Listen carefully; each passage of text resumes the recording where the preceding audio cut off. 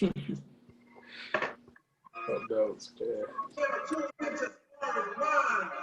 With my man Charlie Hustle, topic, Mr. Mirror Time, here to get high tower, LA high tower. And on the ones and twos, your boy Dr. Roger, DJ Bang. We got sports, current events, social issues, main topic, mirror time, and much more. Let's get it. All right, welcome back, man. Hey, what's up? It's good.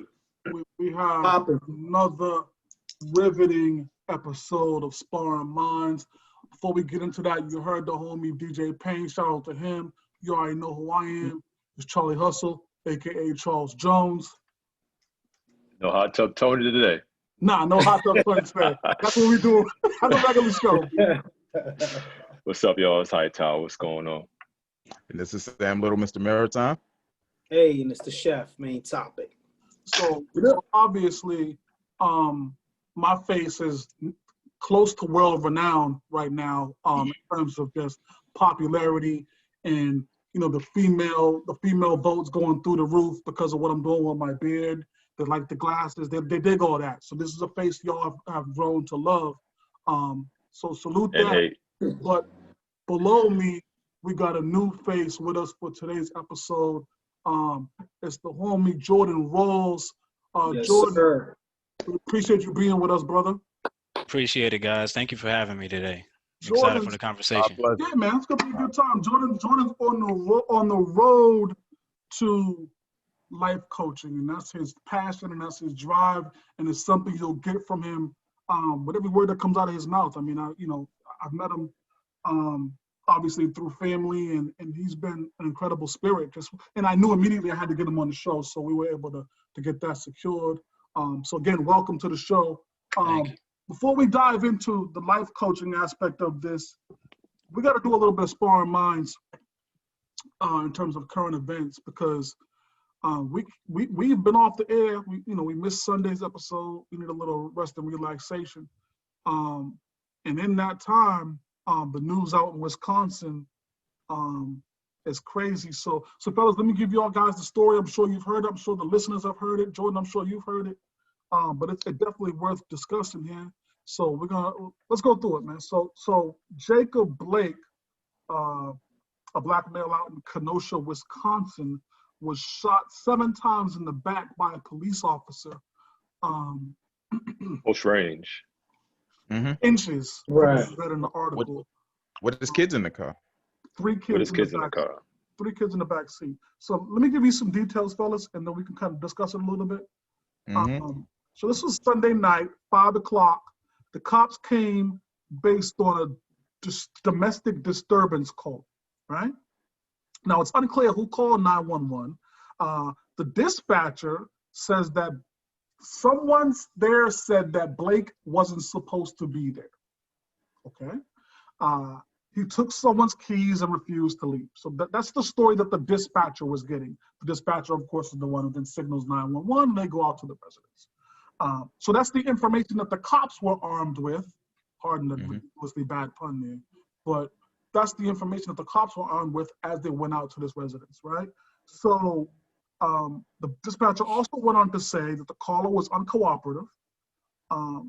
So that's important to me too, right? When the call is uncooperative, that's something to make a note of. So the attorney of Jacob Blake says that Blake was leaving the scene after breaking up a fight with 2 women, okay?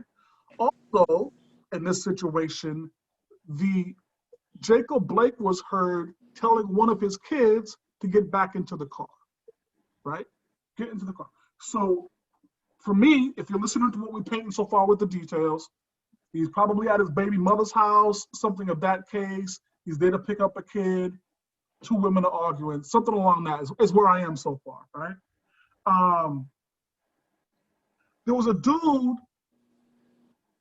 who was filming the shooting that says that 2 women were arguing when he already showed up to the case. The camera dude stepped away. By the time he came back, the cops were already out there wrestling and tussling with Jacob. The attorney says the cops shot him with a taser prior to shooting him 7 additional times with a bullet, right? Now, of course, when a black man gets shot in the back, there's going to be some civil unrest, as you would imagine. That's what's happening out in Kenosha right now. So they're burning down businesses, they're torching fire trucks. And the response by the city was to tear gas multiple times the demonstrators who were out there frustrated with another black man who's been injured, not murdered in this case, because Jacob is in the hospital, and his father has stated that he is paralyzed from the waist down. Finally, the president of the Kenosha Professional Police Association asks that we meaning black people, I assume, withhold judgment until all the facts are known and shown. Sammy, do we have any additional thoughts about the situation on Jacob Blake that we haven't said on numerous episodes before? No, I'm a pass. No. Hightower, Pass on this one. any additional thoughts on this case here? What I want to know is what additional information would need to come out to justify this action for that police chief or whatever he is to try to calm everybody down. Like, it's on video, so the facts are on video. There's nothing you can tell me otherwise to justify anything of this nature. It doesn't make any sense. It's another unfortunate situation. Could have been avoided. You know, these cops are just, I don't know, man. It's a lot. It's a lot. Mano, the Wisconsin Department of Justice and the Kenosha Sheriff's Department are conducting an investigation. Wow. And in that investigation, they've placed these officers on administrative leave. And of course, they are cooperating in trying to help the Department of Justice find a solution to the problem. Are you content with the work that the Wisconsin Department of Justice is putting in order to solve this or get more information regarding the shooting? Absolutely not, man. It's disgusting. You know, administrative leave, like, what is that? You know what I'm saying? You have something on video in plain view, and yes, you're just at a loss for words at this point. You know what I'm saying? Like, because I'm just not sure what is left for us to do, you know, except just bear arms. You know what I mean? That's it. You know what I mean? Like, if there's nothing really else. Yeah, there's really nothing else to say. I mean, what's to investigate? Right. Everything is right there on film. I mean, I get it that you got to do your due diligence, due process, all that stuff, but the folks investigating should not be in bed with the folks that are being investigated. Correct. So you're going to get the same result every single time when you have these situations where these guys work together. They're not going to turn each other. They're not going to turn one of their own in. Like, that's evident. Right. This is why you need an independent, you know, investigation in all of these situations. Someone who's unbiased and disconnected to the area and the situation, because then you really get the truth of the matter. You're never going to get the truth when you have this situation. Let me challenge you on that, Hightower, because what do we know about investigators, right? Investigators are generally 90 percentile former police, right? Or former officers of the law in some aspects. So you're not getting much different opinion from them than you, even if it's a third party, that you would from, you know, the regular Johnny and Blue. Listen, I went on social media earlier today And I said that while we're at home watching the NBA in these Black Lives Matter shirts, while we're at home watching Netflix on movies, and they say in a big banner in red, Netflix stands behind Black Lives Matters, right? When you go to Macy's, and Macy's got a big sign when you walk in the door, we support Black Lives Matters, right? Like, so everybody's aware. Everybody's being made aware of what's happening in this movement, right? And yet, the reality is, these people have been aware. Nobody's brand new to this. This didn't just start happening in the last 8 months. This has been happening for a very, very long time. So awareness is the wrong word to use, right? It's now, we've been past the time of, oh, let's just make them aware. We're past that time. Now it's accountability and action. That's the time we're in, right? Like, awareness was cute because everybody can say, oh, I'm aware. But Jacob is still laying in the hospital paralyzed from the waist down because of awareness, right? So I don't know how much that's really doing for our community. It's just nice to say. It's a gift wrap, but the contents inside the box is still the same, and it's just America. You know what I mean? It's just, you know, we got 5 black men sitting here on the show right now, and we all should be afraid every time we leave our crib, and that's ridiculous to say. You dig what I'm saying? Yeah. So I speak for you guys, obviously, when I say that Sparring Minds has Jacob in our prayers, and we wish him nothing but the best and speedy recovery. And but I think that leads to what we brought Jordan on to talk about here was kind of clarity, you know, life paths, and how we can kind of move forward through trauma. Through, you know, and listen, let me keep it 100 with y'all before I let you go. So I know you got some things you got to talk. But listen, like, being an African American man, we're born in trauma, right? And a lot of people who don't have the perspective might say, oh, that sounds dramatic.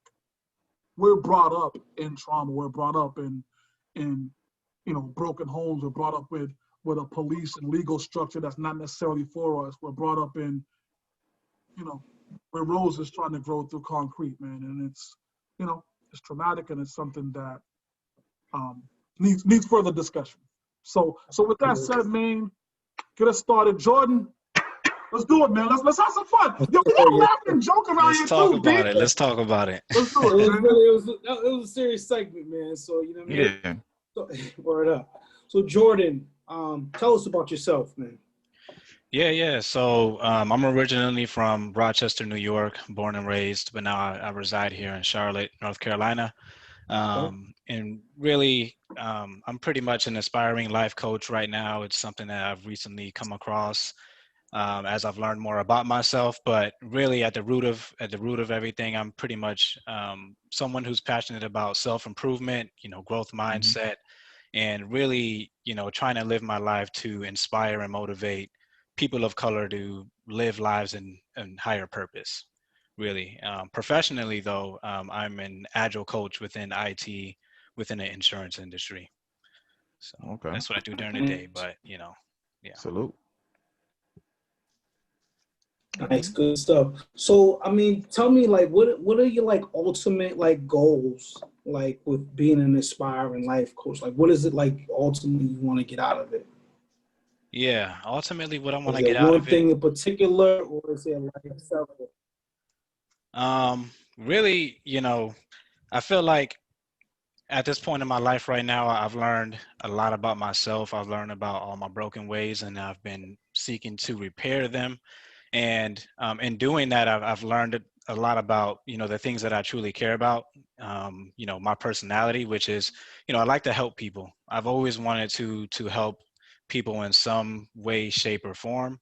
Now my life has directed me in different directions where I felt like I was helping things that weren't fulfilling me, like helping these corporate organizations reach financial goals that, you know, don't even really affect my community or affect me in general. I'm not represented. But so it enabled me to ground myself in who I am, you know, what I really care about. And, you know, which is I need to influence and motivate my people who look like me based on my story. You know, I believe I have a pretty inspirational story, how I came up, and I think life coaching makes sense because it's about, you know, going through something. You have to have been through it, right? And then you're trying to communicate in a way that motivates others to help themselves as well. Not really tell them or teach them, but to coach them to be motivated within themselves to get to a place that they want to be in life. Jordan, Mm. your life story, I mean, and it's incredible. From and I went on your blog and read up just some of the pieces that you wrote there and your story and your trials and your tribulations, and it's really an incredible story. So for anybody watching, I definitely recommend y'all reach out and check out the jordanrawls.com website with the blog there. Talks about your personal story. I want to get into that. I want to stay 30,000 feet for right now, just for a For second. sure. Then I want to get Yep. into the personal story. So I guess the two things that I really want to kind of pull out of this for the average Black man who might be tuned in is, how is life coaching viewed in our Black community from your perspective? Because I know me and Sammy have a certain view on life coaching. Yeah. And so you being in the driver's seat, how is that viewed by others in the community? I feel like, you know, from what I see within our community, when it comes to life coaching, there's a lot of women, definitely life coaches that I come across. There's a lot of women who, with, you know, our sisters who love to support one another and uplift and empower each other, and it's great. But when it comes to males within our culture, I feel like it goes unheard of. I think a lot of what we grow up on is very, unfortunately, I think it's toxic, you know, including toxic masculinity, which makes us kind of not address certain things that need to be addressed, not you know, have the right values that allows us to really push the culture forward, like family, building wealth, you know, having good physical health, mental health, all those types of things. So I feel like it's something that's acknowledged by women in our culture, but for men, I don't know if it's as of much importance, really, because we have other things, you know, that are pertinent at the moment, you know. And when it comes to this type of thing, when it comes to life coaching, you're building yourself up from the inside, from the bottom up. And I tend to think that, yeah, it's not important for most because it doesn't solve the immediate problems that we have to deal with today. That's super real, because Mhm. I mean, I know on this show we laugh and joke a lot about that kind of assistance and kind of what it listen, for me, um life coaching, therapy, third party intervention always seemed like a soft way, like a Yeah. weak man's, Yeah, like Right. dude, you can't exactly. handle your responsibilities. Like that's just what that kind of connotated to. You know what Right. I mean? Yeah. Um, and and that's what I was growing up into. I was growing up into, Mhm. listen, you got problems, you don't go sit on Man, somebody's couch and talk about them. You deal yeah, with them man up. internally. Yeah. You know what I mean? You thug it out. You man up. You toughen up, and you handle it. You know what I mean? And Hmm. so this wave of yo, it's cool to actually sit down with somebody, have a conversation with somebody, let somebody give you some ideas you might not have thought about. Hmm. These are and I like I said, I won't speak for you, Sammy, but these to me, these are these are origin terms. These are brand new terms that Yeah, I'm not necessarily familiar with. exactly. Yeah. We And talked about this earlier. yeah, and in that, it makes me uncomfortable. It makes me Mhm. uncomfortable to say, damn, I could use some help. That's Yeah. a crazy, uncomfortable statement for me to say. I could Mhm. use some help. And that's seemingly the designation, that's the purpose of a life coach. It's like, yo, come get out. You know what I mean? And while it sounds so natural, it sounds so genuine, it sounds so dope, from where I'm from, you looked at a Yeah. certain way if you seek that.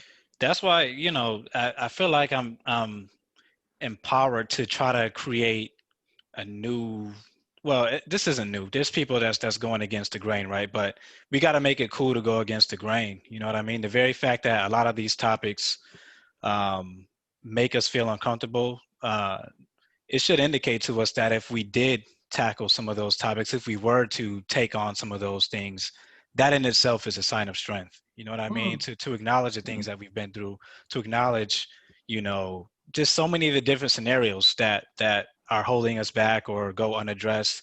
You know, it's a sign of strength to be able to face those head on. You know what I mean? We got to make that cool, you know? Yeah. Mm. Let me ask you this. How much does life coaching, therapy, how much of that comes from, or is there a race element to this? I mean, was that something that was started in the suburbs, started in the white communities, and then we in the Black communities and the impoverished communities and the less than communities kind of said, yo, you know what? That's nice. Let's bring that over to our situation. You know what I mean? Like, so how much of that is born there? I would say it probably is born there fundamentally because the way of life of non-Black people, like people who aren't Black, they don't have to deal with the same type of fundamental, you know, ways that we had to deal with, you know, ways of living, lifestyle ways, the values, you know, so many different things aren't broken in those communities. But within our community, we you know, we grow up from that. You know what I mean? Our mind is fragmented, you know, from the start, and we're starting to realize that, you know, fundamentally, you know, to take care of our mental health, to understand the power of thinking the right thoughts and manifesting, you know, our beliefs and telling ourselves good positive things that help us be more confident, or to get, you know, more connected with our faith, and, you know, truly understand what it takes to keep a family together, all those types of things. You know, it's a little bit newer to a lot of us, especially those of us who are from inner city, who don't have, you know, those role models, who don't have that family structure from the beginning already set up. A lot of us have to kind of break that cycle and take the brunt end of all the trauma, of all the weight of you know, even just learning those basic fundamentals. Let's go. Sammy, you had a question that you were going to hit him with earlier. You want to still go into that? Well, me and you spoke earlier, and like, I just like, this is, to me, life coaching is something brand new. I really, you know, like when I hear about it, it's maybe it may be just the macho in me or whatever, pride or whatever it is. Like earlier, for a person like me, I don't, I'm not sure if I'm even comfortable, a third party, you know, teaching me anything. I mean, like y'all said, we've always grown to feel like we had to man up in tough situations. I don't know. I mean, now, for like guys my age, um, do you have problems trying to get these guys my age to kind of understand what you're doing and, how to, follow you in some sort? Especially with you being the younger cat. Yeah.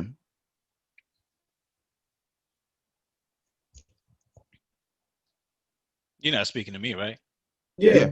Oh, Yeah. my bad. I thought you said to the guys my age. my bad, man. I think my bad. it's a good point because, like, with all of us here are 40, and then, so we walk into an office and we sit down with a life coach who's 28, 29. Nigga, I got socks older than you. You know what I mean? But it's like, is there pushback from guys in our bracket when they come in and they want to talk to you about some things? How does that work? So I can't speak that much on it just because, this is only the beginning of my journey, honestly. Mm-hmm. But, if I were to think about my uncles and whatnot, I probably can't go back home and talk about this stuff, and that's why I think that's the difference is that, with therapy, I think you know, there's definitely a stigma, obviously, and you know, you're going out and you're admitting you need help and this and that. But with coaching, you know, I'm kind of coming at it from a way of just living by it and promoting it and trying to motivate people so that people who are ready to ingest that information and try to use it for themselves, they within themselves feel that, yeah, I could be doing something a little bit more, you know, whether it's eating better, whether it's, you know, feeling more confident, whether it's whatever it may be. You know, I I feel like, you know, if my uncle were to come to me and be like, hey, you know, I like what you're doing, man, and, you know, tell me a little bit more, I'm happy. But I can't, you know, I'm not trying to be all up in your face. I'm not trying to show in any way that I may be better than you just because I'm doing this.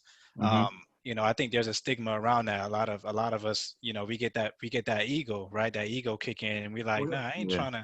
I ain't trying to be Yeah. like you, or you ain't about to sun me and nothing like that. I think we all gotta come to a place. We all eventually come to a place mentally where we're like, it ain't about age, it ain't about any of that. Really, it's just about accepting responsibility, you know, for the things that'll make us better. You know what I mean? And when you hear that and you accept that within yourself, you start to see what the noise is. Who is living by that? Who is talking about these things, and that kind of gauges your interest, and you kind of reach out to them for some advice or take tips from them. You know what I mean? I'm not trying to be a therapist. I'm more so a coach because I try to motivate you. You know what I mean? I ask you questions that Mm-hmm.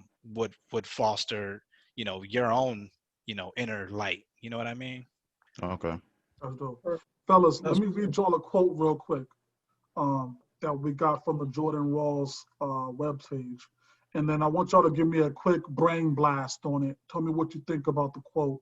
And then I'm going to go back to Jordan to kind of see what the origin of the quote is. That work for y'all? Good. So the quote is this, and this is from his July blog. Quote says, "It's okay not to know what's coming next." Hi, Tal, what does that mean to you? That means to, for me, I think that means to live in the moment and don't put so much stress on what's to come. I mean, sure, you can prepare, but you can never be fully prepared for what's to come. So you just have to live and enjoy the moment you're in at that time, because, you know, time is all we have and it's not promised. So, you know, you waste your time worrying about what's coming next, you're missing out on the time you have right now. Yeah. Mano, Sure. it's Sure. okay not to know what's coming next. What's your thoughts on that, brother? I like that. I mean, you know me, I'm going to piggyback off Hightower on that one. It's exactly about just living in the moment. You know what I Yeah. mean? And again, not worrying about what's going on next or whatever the case may be. And I've been living my life to a degree like that lately with some things that I've been doing. So that quote is just like, that quote hits home because that's exactly what's been going on. So I love it, King. That was a good one. Yeah, Sammy, sure. what about you, Sammy? What comes to mind? Same as what they've spoken about. Just living the now. Living the now. That's about it. You know, I hate to be the contrarian on this show, and I think y'all push me in this spot on purpose. You actually love it. You actually love Yeah, you it. love it. You ain't You fooling knew it was nobody. coming. You love it. It's okay not to know what's coming next. I just spoke to you about my struggles with.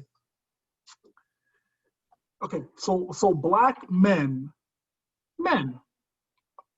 you are the franchise player. You're the pillar. You're the foundation, right?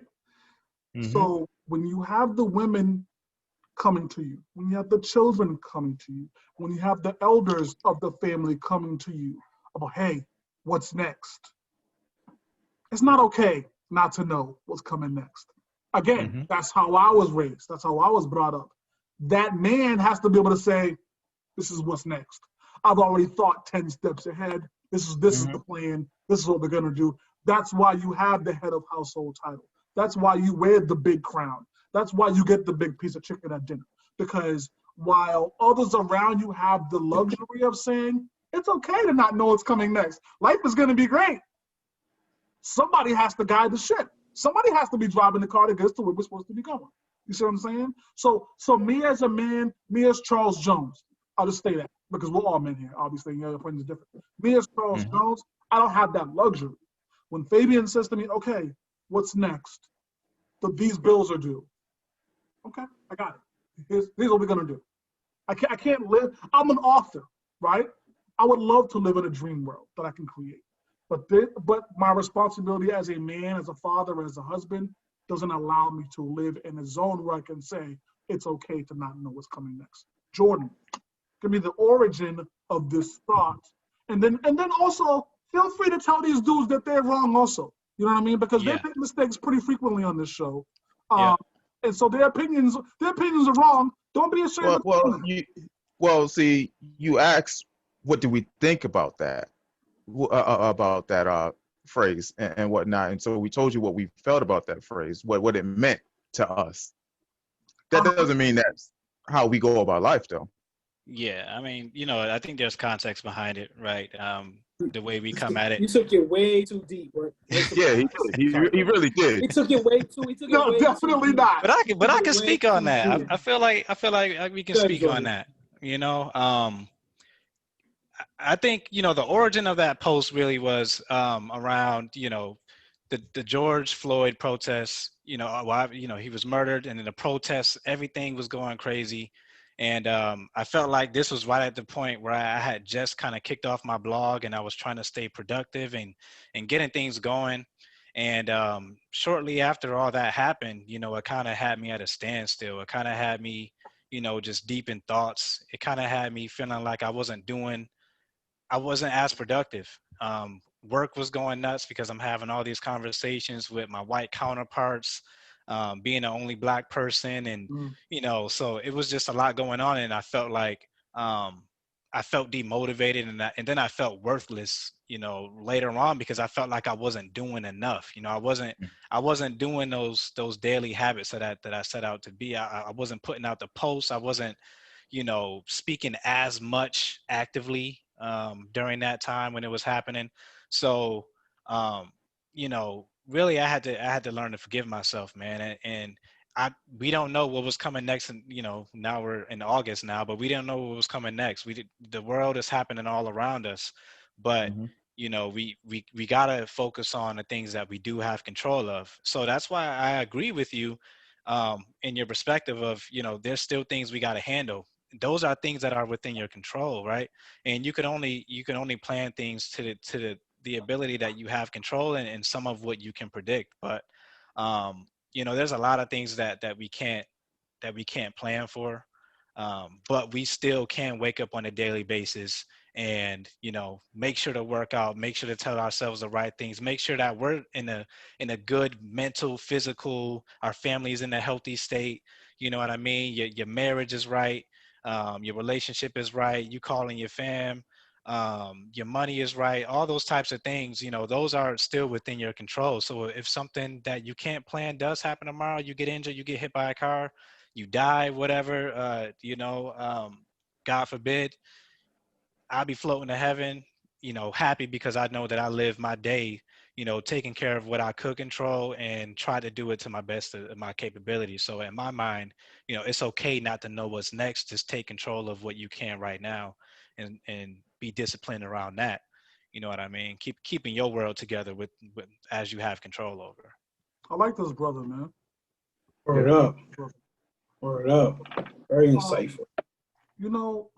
One more thing, again, I was pouring through your blog, and your blog back in May was very powerful because it talks about a story that's not unique to yourself. You really told a story that's happened to millions of Black kids across the globe in terms of some of the trauma that you went through as a young kid. I mean, absentee dad, mom dealing with some mental issues undiagnosed. You know what I mean? Broken relationships with your siblings, things like that you really talked about. They really struck a chord with me. How does coming up in that trauma on that kind of scale? Because, I'll be frank, like, my trauma doesn't compare to that kind of trauma. You know what I mean? Like, my trauma was not getting, you know, the all-white forces that Hightower had on at school. You know what I mean? Like Hightower come in with the freshest leathers, and you know, and I had on like some Reeboks I showed my brother. You know what I mean? So that's my kind of trauma, right? Like, you know, I got beat with like railroad tracks and like electrical cords. You know, I got that kind of trauma, right? But like, you know, Jermaine, like when he was 9, he grew up on T-bone steaks and, you know what I mean, like lobsters, and like Sammy, them niggas had like cars and it was 15. So them dudes lived a good life, you know what I mean? They weren't born in the kind of trauma that you were. So talk to me a little bit about how I use the rose and the concrete often. I love that. It's a Tupac phrase, but really just coming up through impossible odds. And that seems to be what you've been able to do. So how does that push you forward? How does that make you stronger? How does that give you the drive to kind of, you know, develop something greater for not only yourself, but for those around? Yeah. Great question, man.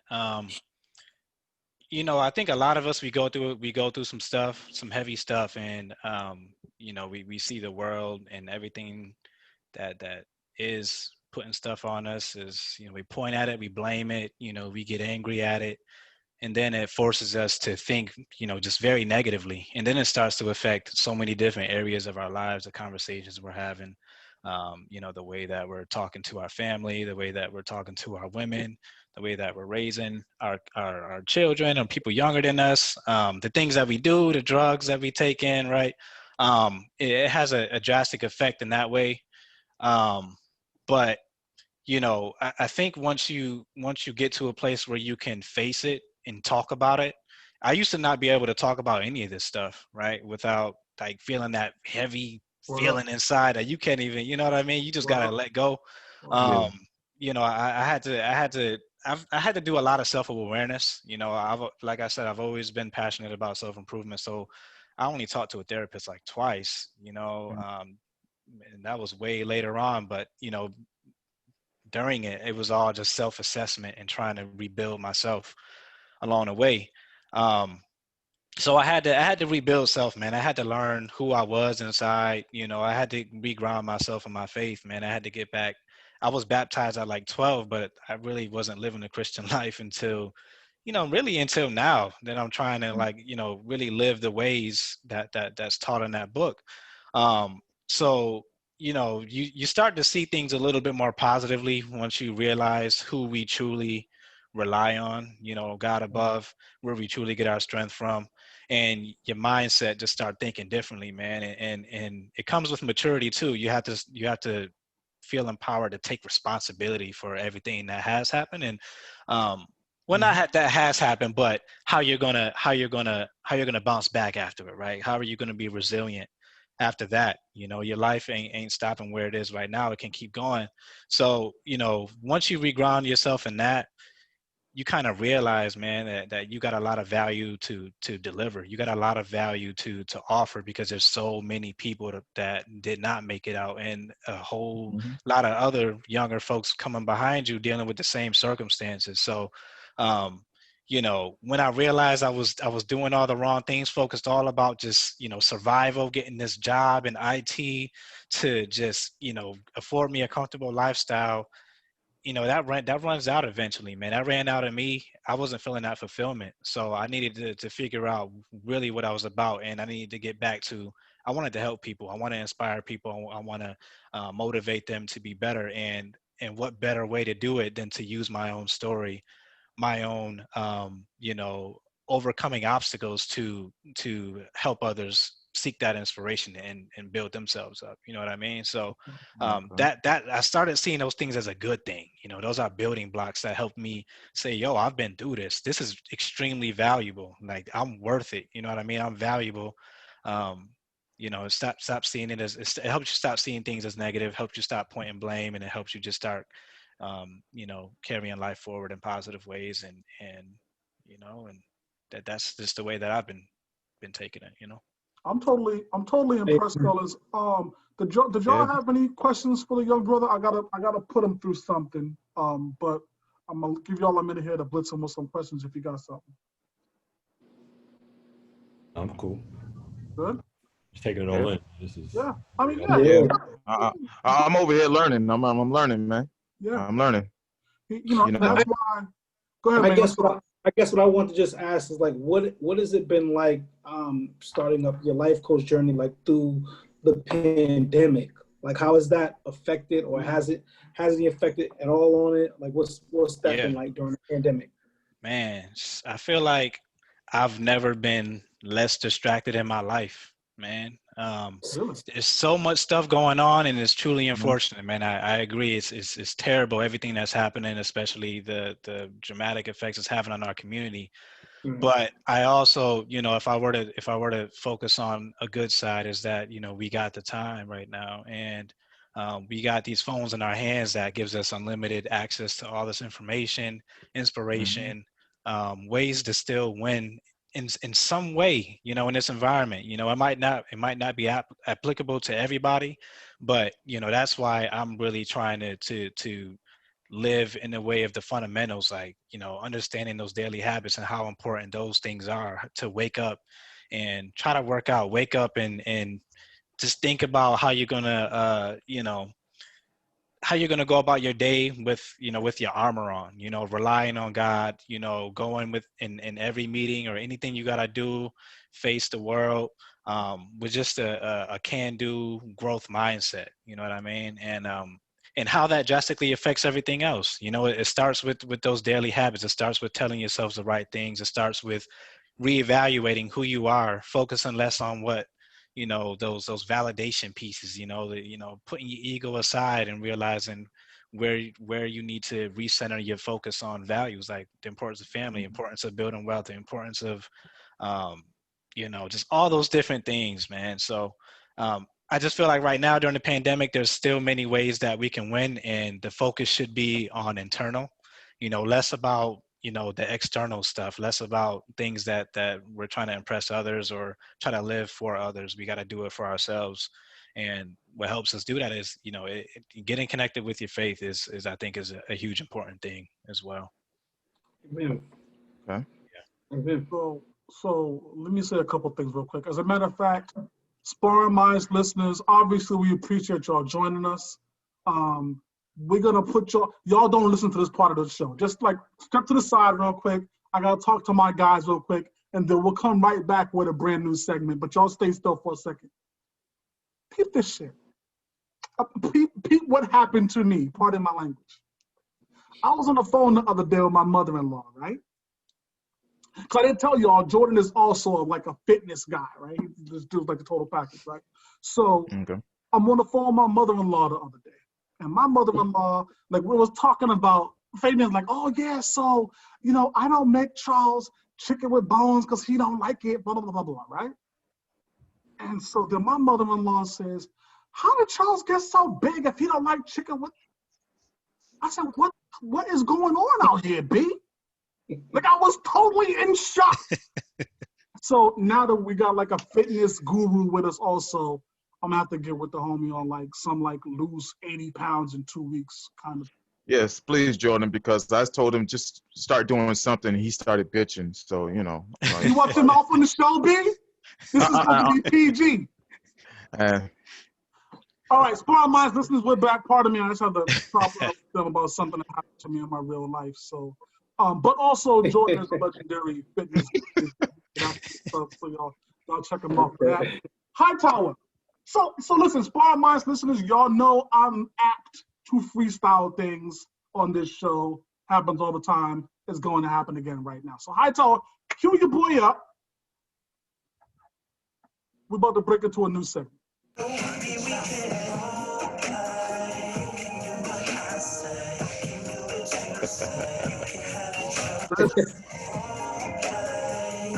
Come on, man. So Sparring Minds, what we're about to introduce right now is a segment called Role Play. And I think Jordan is a great example of someone who we can have a little role play with. Pause. So what we're gonna do is yes. Jordan, this is your office, you dig? This is your environment. I'm paying $200 an hour. I'm on your couch, you dig? I'm coming to you as Charles Jones, I got a problem in my relationship, but I want to talk to Jordan Rawls as the life coach to help guide me through this situation, right? So I'm gonna hit you with the scenario, and you're gonna give me the guidance on what I need to win. Sounds good to you? All right, let's do it. So for 10 years, Sammy, Hightower, Maine, and myself, we play poker on Thursday nights, right? I get with my lady last year, right? She's like, boy, you play poker a lot. Yeah, I love poker. These guys are the greatest. You know what I mean? At first, she's good with the poker, right? As we develop commitment levels and engagement rings and eventually we get married, she says, you know what? I know it's poker night, but I'd rather you stay home and watch Love and Hip Hop with the Kardashians and whatever. So now, as the man of my household, I'm being forced to sacrifice my poker night, my enjoyment, my escape from what I'm doing here. I'm forced to reevaluate that time away from her based on her wants. So what advice do you give to a guy who's in that situation, who just, he wants to be able to have his time with his fellas, but his lady's like, yeah, I don't know if that's conducive to you being a really great husband. What kind of advice would you give? Well, where I would start on this is, I'm glad you're asking me for advice, but my first inkling is that I gotta ask you questions, man. I just can't, you know what I mean? I gotta understand the situation, and I want you to reflect on it. So, do you feel like you're spending enough time with her to make her feel that, to make you feel that she's forcing you? Do you feel like you're spending enough time with her to create balance and help her feel like maybe she's asking for a little bit too much, let's let you get your space, kind of thing? Absolutely. I'm here at the house making shrimp scampi and watching what is TV. I'm here every night, B. Every night we fold in socks together and I'm here every night. But on Thursday, it's supposed to be poker. Mm-hmm. So yeah, I'm here most of the time. The only time I do go out is when I want to play poker, and then it's the poker, stay home. Okay, so it's not happening at your house. You're going out to go play poker. Correct. Okay. Have you communicated? Like, have you effectively communicated how important it is for you to kind of get away a little bit and play poker? And do you feel like she's kind of, ingesting that? Does she respect that? See, luckily you're talking to the boy wonder right now, right? So the boy wonder's going to say that. Communicating with females is a different kind of conversation, dig? So I'm going to say, babe, I'm going to play poker with the fellas. I'll be back around too. What she heard was, you don't want to spend time with me. That's what she heard. Mm-hmm. Even though I just said, it's important for me to play poker with the fellas, to be able to express my feelings naturally in an environment that's conducive to him. All she heard was, I don't want to be anywhere near her. Mm-hmm. So yes, to answer your question, I have said this multiple ways on multiple occasions. Yeah. But it's in and money and out there. Yeah. Well, it definitely sounds like, to me, it sounds like you feel like you're providing the right balance. You're showing her the right amount of the attention. It's just that she has a little bit of insecurity with you going out with your boys. Now, with that being said, I think it's on you to kind of try to dive deeper with her a little bit in terms of why does she feel like you have to be there 100% of the time, and kind of share with her that why it may not be healthy. Yeah. To be 100%, up under your woman like that, or for her to be 100% up under you, to try to get her to understand that being individuals, you have to be individuals, and you're coming together as a team, but you're still individuals. So I feel like you have to, you kind of got to address some of these questions with her and try to understand what her insecurity is under it, why she doesn't feel like, that you should be allowed to be an individual certain times within your lives, and then try to have some understanding for it and dig a little deeper, fellas, I've asked the professional, I've asked the life coach here. What he basically said to us is it's grounds for divorce, which I agree with. So what I want to do is wrap around to y'all and see what y'all think about it. I'll start with you, Sammy. So what advice would you give to the brother in this exact same situation? Yeah. I mean, explain to it. Like you said, I mean, it's unhealthy for us to be together so much. Like, I mean, you're your own person. You need that freedom sometimes to kind of go off and do things that are gonna recoup you, like make you feel better. Just communicate that with her. Hi, Tower. What That's about you? What thoughts you got on it, brother? I mean, it's a lose-lose either way, right? I mean, could be. if you go out, you're in the doghouse. If Yeah. you stay home, you're not in the mood. Yeah. So you're either way, you know what I mean? So I guess at this point, it's a question within yourself as to which of the two are the lesser evil. Mm-hmm. Yeah. If you go out, it's probably going to be worse. Yeah, than if you yeah, stay for home. sure. So you have to maybe there's a genuine feeling or reason for her to not want you to go out this particular time. You got to hear her out. 9 times out of 10, you most likely end up staying home. But you put your foot down saying, all right, but listen, I'm going to compromise and stay home this week. But now next week, I need my guy time. I need my space. I need my, my self-care. You know what I mean? Like you gotta say space? What you better say? not say space to a woman. You tell a woman space, and it's man. You better not. You better not do that, brother. Listen, it's less about what you say and more about how you say it. So you can get away with saying you need space. It's just a matter of how you present it. I don't know about that one. Well, you've been presenting it wrong. Yeah. Your delivery is absolutely everything. Yeah. That ain't gonna work. That ain't gonna. Listen. I can whisper I need space, and it just does not sound right. No, cut it out. No.